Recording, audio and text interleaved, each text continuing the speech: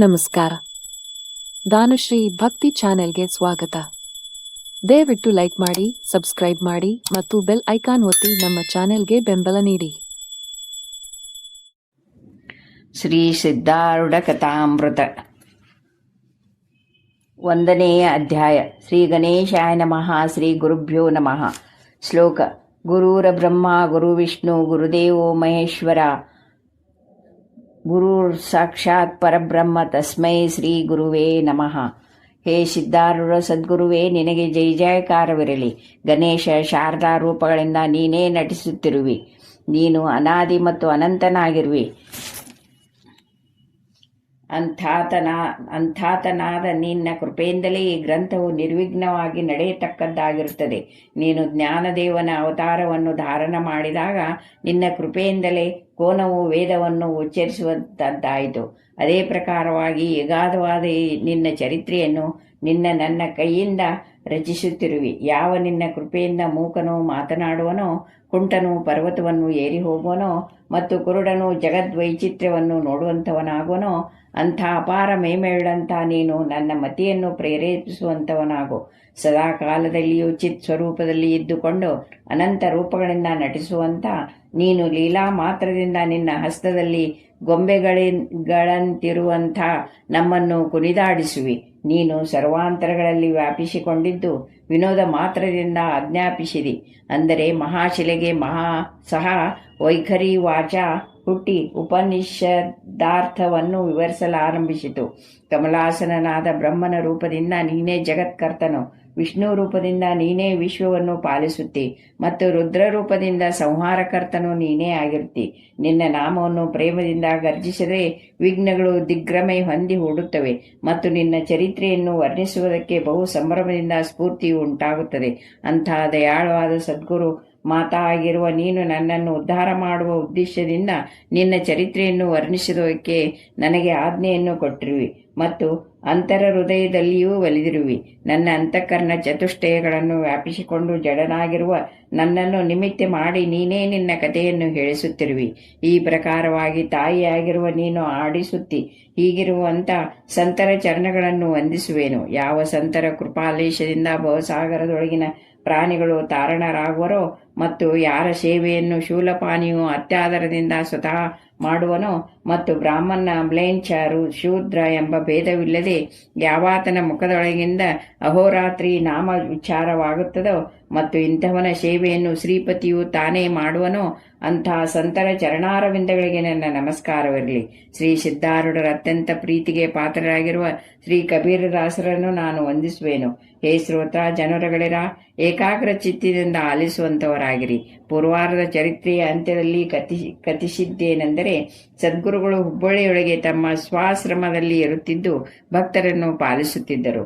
ಆ ಚೈತನ್ಯ ಘನರಾದ ಮಹಾರಾಜರು ಎಲ್ಲರ ಅಂತರ್ಯದಲ್ಲಿ ವ್ಯಾಪಿಸುತ್ತಿದ್ದು ಅನನ್ಯ ಭಾವದಿಂದ ಯಾರು ಭಜಿಸುತ್ತಿರುವರೋ ಅಂಥವರನ್ನು ಭವದೊಳಗಿಂದ ತಾರಿಸಿ ತಮ್ಮ ಸ್ವಪದಕ್ಕೆ ಕರೆದುಕೊಳ್ಳುತ್ತಿದ್ದರು. ಆ ಸದ್ಗುರುನಾಥರು ಸಕಲ ಕಲಾ ಮಂಡಿತರಾಗಿಯೂ ಸರ್ವಶಾಸ್ತ್ರಾರ್ಥ ಮುಖೋದ್ಗತರಾಗಿಯೂ ಭಕ್ತ ಕಾಮ ಕಲ್ಪ ದ್ರುಮರೆನಿಸಿಕೊಳ್ಳುವಂಥವರಾಗಿಯೂ ಶೋಭಿಸುತ್ತಿದ್ದರು.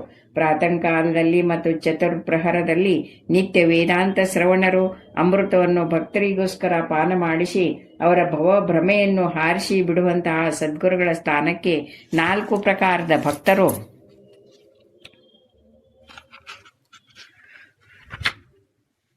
ನಿತ್ಯದಲ್ಲಿಯೂ ಬರುತ್ತಿರುವರು.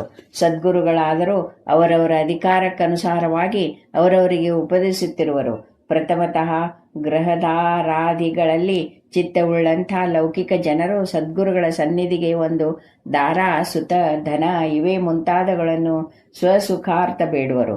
ಇಂಥ ನಶ್ವರವಾದ ಪದಾರ್ಥಗಳನ್ನು ಇವರು ಬೇಡುತ್ತಾರೆಂದು ತಿಳಿದು ಅವರ ಮೇಲೆ ದಯೆಯುಳ್ಳವಂಥವರಾದ ಸದ್ಗುರುಗಳು ಅವರಿಗೆ ನಾಮಸ್ಮರಣೆಯನ್ನೇ ಉಪದೇಶ ಮಾಡಿ ಇದರಿಂದ ಕಾಮಪೂರ್ತಿಯಾಗುವುದೆಂದು ಹೇಳುವರು. ಅವರಾದರೂ ಆಜ್ಞೆ ಪ್ರಕಾರ ನಾಮಸ್ಮರಣೆ ಮಾಡಿ ಸದ್ಗುರು ಕೃಪೆಯಿಂದ ತಮ್ಮ ಮನೋರಥಗಳನ್ನು ಹೊಂದಿ ಅತ್ಯಂತ ಭಕ್ತಿಯುಕ್ತರಾಗಿ ಆತನನ್ನೇ ಭಜಿಸುತ್ತಿರುವರು. ಇದರಿಂದ ಅವರ ಅಂತಃಕರಣ ನಿರ್ಮಲವಾಗುವುದು. ದ್ವಿತೀಯಾಧಿಕಾರಿಗಳು ಭವಸಾಗರದಲ್ಲಿ ಅತ್ಯಂತ ಕಷ್ಟಪಟ್ಟವರಾಗಿ ಸಂಸಾರದಲ್ಲಿ ಇರುತ್ತಾ ತಮಗೆ ಮೋಕ್ಷವಾಗಬೇಕೆಂದು ಇಚ್ಛಿಸುವರು. ಅಂಥವರು ಸದ್ಗುರು ಚರಣಗಳಿಗೆ ಪ್ರಾಪ್ತರಾಗಿ ಅತ್ಯಂತ ದೈನ್ಯ ಭಾವದಿಂದ ಪ್ರಾರ್ಥಿಸುತ್ತಾರೆ. ಹೇ ಪ್ರಭು, ರಕ್ಷಿಸು ರಕ್ಷಿಸು. ಸಂಸಾರದಲ್ಲಿ ಸಿಲುಕಿ ನಾವು ಬಹಳ ಶ್ರಮ ಪಡುತ್ತೇವೆ. ಸಂಸಾರವು ಅಸಾರ ಮತ್ತು ದುಃಖಮಯವೆಂಬುದನ್ನು ನಾವು ಬಲ್ಲೆವು. ಆದರೆ ಆ ಸಂಸಾರವನ್ನು ಬಿಡುವುದು ನಮಗೆ ಶಕ್ಯವಿಲ್ಲ. ಆದ್ದರಿಂದ ತಾವು ಕೃಪೆ ಮಾಡಿ ಅದರೊಳಗಿರುವಾಗೇನೆ ನಮಗೆ ಮೋಕ್ಷ ಸುಖವನ್ನು ದಯಪಾಲಿಸಬೇಕು. ಈ ಪ್ರಕಾರ ವಚನವನ್ನು ಸದ್ಗುರು ಕೇಳಿ ಅಂತಃಕರಣದಿಂದ ದಯಾಭರಿತನಾಗಿ ಅವರಿಗೆ ಶಾಸ್ತ್ರ ಶ್ರವಣ ಮತ್ತು ನಾಮ ಜಪ ಈ ಉಪಾಯಗಳನ್ನು ಹೇಳುವನು. ಈ ರೀತಿಯಲ್ಲೇ ದೃಢ ಭಾವದಿಂದ ನುಡಿಯುತ್ತಾ ಚಿತ್ತದಲ್ಲಿ ಮಲರಹಿತರಾಗಿಯೂ ಶಾಸ್ತ್ರ ಶ್ರವಣ ಮತ್ತು ಭಜನೆಯಲ್ಲಿ ಬಹು ಪ್ರೇಮಳರಾಗಿಯೂ ಸಹಜವಾಗಿ ಸಂಸಾರಕ್ಕೆ ಪ್ರತ್ಯೇಕರಾಗುವರು. ಪ್ರಪಂಚದಲ್ಲಿ ತೊಡಕು, ಪರಮಾರ್ಥದಲ್ಲಿ ರತಿ, ಹೀಗೆ ಚಿತ್ತದಲ್ಲಿ ದ್ವಿಭಾಗ ಹೊಂದಿದಂಥವರಾಗಿ ಕೆಲವು ಕಾಲ ಬಹಳ ತಳಮಳಿಸುತ್ತಾ ಕಟ್ಟಕಡೆಗೆ ಸಂಸಾರವನ್ನು ಬಿಟ್ಟು ಬಿಡುವರು. ಅಲ್ಲಿಂದ ಮೂರನೇ ಅಧಿಕಾರಿಗಳು ಸಂಸಾರ ಕಾರ್ಯಗಳನ್ನು ಪೂರ್ಣವಾಗಿ ತ್ಯಜಿಸಿ ಗುರು ಗ್ರಹದಲ್ಲಿ ವಾಸ ಮಾಡುವಂಥವರಾಗಿ ಅತ್ಯಾದರದಿಂದ ತಮ್ಮ ಮತ್ತು ನಿಷ್ಕಾಮ ಬುದ್ಧಿಯಿಂದ ಗುರು ಸೇವಾ ಮಾಡುತ್ತಿರುವರು. ಅವರು ನಿತ್ಯದಲ್ಲಿ ಗುರು ಆಜ್ಞಾನುಸಾರವಾಗಿ ಭಿಕ್ಷಾಟನಕ್ಕೆ ಹೋಗಿ ಭಿಕ್ಷೆಯನ್ನು ತಕ್ಕೊಂಡು ಬಂದು ಗುರುವಿಗೆ ಸಮರ್ಪಿಸಿ ಆತನು ಕೊಟ್ಟಷ್ಟು ಸೇವಿಸಿ ಅತಿ ಪ್ರೇಮದಿಂದ ಸಿದ್ಧರ ಚರಣಗಳಲ್ಲಿಯೇ ಇರುವರು. ನಿತ್ಯದಲ್ಲಿಯೂ ಬಹು ಆದರಯುಕ್ತರಾಗಿ ಜ್ಞಾನಸಾಗರನಾದ ಆ ಸದ್ಗುರುವಿನ ಮುಖದಿಂದ ಸ್ರವಿಸುವ ವೇದಾಂತ ಭಾಷಣವೆಂಬ ಅಮೃತಧಾರೆಯನ್ನು ಶ್ರವಣ ದ್ವಾರದಿಂದ ಸೇವಿಸುತ್ತಿರುವರು. ಶ್ರವಣವಾದ ಬಳಿಕ ಪರಸ್ಪರರೊಳಗೆ ಅದೇ ಚರ್ಚೆಯನ್ನು ಮಾಡುವರು. ಅನಂತರ ಏಕಾಂತದಲ್ಲಿ ಆಸೀನರಾಗಿ ದೃಢಭಾವದಿಂದ ಅದನ್ನೇ ಮನನೆ ಮಾಡುವರು. ಈ ಪ್ರಕಾರ ಅನುದಿನ ಗುರುಸ್ಥಾನದಲ್ಲಿ ಶ್ರವಣ ಮನನಾದಿಗಳು ನಡೆಯುವುದರಿಂದ ಅವರ ಚಿತ್ತದೊಳಗಿನ ವಿಷಯಾಶಕ್ತಿಯು ಗುರುಕೃಪೆಯಿಂದ ನಿಸ್ಸಂಶಯವಾಗಿ ಹೋಗೋದು. ಆಮೇಲೆ ಕ್ವಚಿತ್ತಾಗಿರುವ ಉತ್ತಮಾಧಿಕಾರಿಯು ದೀರ್ಘಕಾಲ ಮಾಡಿದ ಮನನ ಅಭ್ಯಾಸ ಬಲದಿಂದ ಅತ್ಯಂತ ನಿರ್ಮಲ ಚಿತ್ತವುಳ್ಳವನಾಗಿ ಸೋಹಂಭಾವವನ್ನು ಹೊಂದುವನಂತವನಾಗುತ್ತಾನೆ. ಅಂಥವನಿಗೆ ಸದ್ಗುರುವು ಅಂತರಂಗದಲ್ಲಿ ಕರೆದುಕೊಂಡು ಬ್ರಹ್ಮಾತ್ಮೈಕ್ಯ ಬೋಧವನ್ನು ಮಾಡಿಸಿಕೊಡುವಂಥ ಗಹನವಾದ ಮಹಾವಾಕ್ಯವನ್ನು ಉಪದೇಶಿಸುವನು.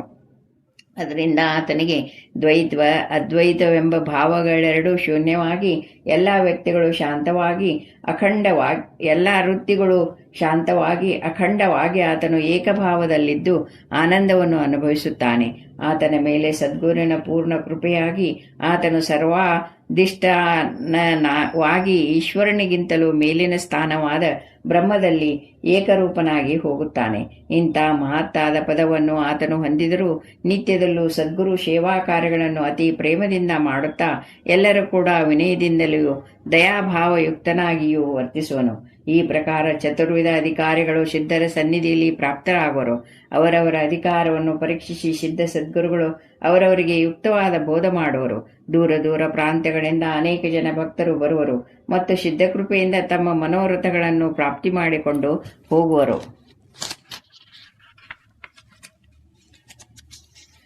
ಈ ಸಮಯದಲ್ಲಿ ಸಿದ್ಧ ಸದ್ಗುರು ಸಿದ್ಧಾಶ್ರಮದಲ್ಲಿಯೇ ಇರುವಂತೆ ಕಾಣಿಸುತ್ತಿದ್ದರೂ ಆತನು ದೇಶಾಂತರಗಳಲ್ಲಿರುವ ಭಕ್ತ ಜನರಿಗೆ ಕಾಣಿಸಿಕೊಂಡು ಅವರ ಸಂಕಷ್ಟಗಳನ್ನು ಪರಿಹರಿಸುವನು.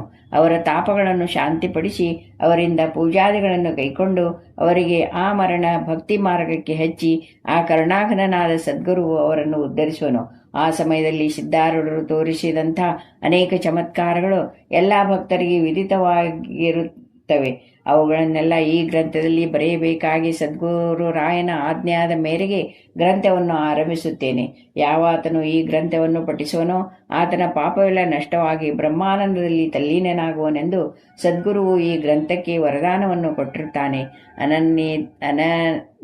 ಅನಧಿಕಾರಿ ಮತ್ತು ಅಧಿಕಾರಿ ಈ ಉಭಯತರಿಗೂ ಆಹ್ಲಾದಕರವಾಗಿರುವ ಈ ಗ್ರಂಥವನ್ನು ಸದ್ಗುರುವು ತಾನೇ ಬರೆಸುತ್ತಾನೆ. ಲೇಖಕನ ಕೈಯಲ್ಲಿ ಲೇಖನಿ ಯಾವ ಪ್ರಕಾರವಿರುವುದೋ ಅದೇ ಪ್ರಕಾರ ಈ ಗ್ರಂಥ ಲೇಖನ ಕಾಲದಲ್ಲಿ ಸದ್ಗುರುಗಳ ಕೈಯಲ್ಲಿನ ಲೇಖನಿಯಂತೆ ನಾನು ಇರುವೆನು.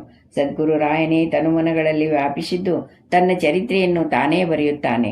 ಇದರೊಳಗೆ ಯಾವ ಯಾವ ಶುದ್ಧ ಭಾವಗಳಿರುವವೋ ಅವೆಲ್ಲ ಆತನವು ಎಂದು ತಿಳಿಯತಕ್ಕದ್ದು ಮತ್ತು ಇದರಲ್ಲಿ ಕಾಣಿಸುವ ಅಶುದ್ಧ ಭಾವಗಳು ಜಡನಾದ ನನ್ನವುಗಳೆಂದು ಕ್ಷಮಿಸತಕ್ಕದ್ದು. ಈ ಸಮಯದಲ್ಲಿ ಶ್ರೋತಾ ಜನರು ಅನ್ನುತ್ತಾರೆ, ಎಲೆ ವಕ್ತನೇ, ಶ್ರೀ ಸಿದ್ಧಾರೂಢರ ಪೂರ್ವಾರ್ಥ ಚರಿತ್ರೆಯನ್ನು ನಮಗೆ ಸವಿಸ್ತಾರವಾಗಿ ನಿರೂಪಿಸಿ ಆಮೇಲೆ ಉತ್ತರಾರ್ಧವನ್ನು ಆರಂಭ ಮಾಡುವಂಥವನಾಗು. ಆ ಪೂರ್ವಾರ್ಧದ ಚರಿತ್ರೆಯನ್ನು ಇಲ್ಲಿ ಕೇಳಲಿಚ್ಛಿಸುತ್ತೇವೆ ಎಂದರು. ಆದ್ದರಿಂದ ಮುಂದಿನ 12 ಅಧ್ಯಾಯಗಳಲ್ಲಿ ಹೇ ಶ್ರೋತ್ರಾಜನರುಗಳರ ನಿಮಗೋಸ್ಕರ ಪೂರ್ವಾರ್ಧ ಚರಿತ್ರೆಯನ್ನು ನಿರೂಪಿಸುವೆನು. ಏಕಾಗ್ರ ಚಿತ್ತದಿಂದ ಕೇಳುವಂಥವರಾಗಿರಿ. ಎಂಬಲಿಗೆ ಶ್ರೀ ಸಿದ್ಧಾರೂಢ ಕಥಾಮೃತದೊಳು ಶ್ರವಣ ಮಾತ್ರದಿಂದ ಸರ್ವ ಪಾಪಗಳನ್ನು ಭಸ್ಮ ಮಾಡುವಂಥ ಬಹು ಮಧುರವಾದ ಈ ಪ್ರಥಮಾಧ್ಯಾಯವನ್ನು ಶಿವದಾಸನು ಶ್ರೀ ಸಿದ್ಧಾರೂಢರ ಚರಣಾರವಿಂದಳಿಗೆ ಅರ್ಪಿಸಿರುವನು. ಜೈ ಜೈ ಸಿದ್ಧಾರೂಢ ಜ ನಮಃ.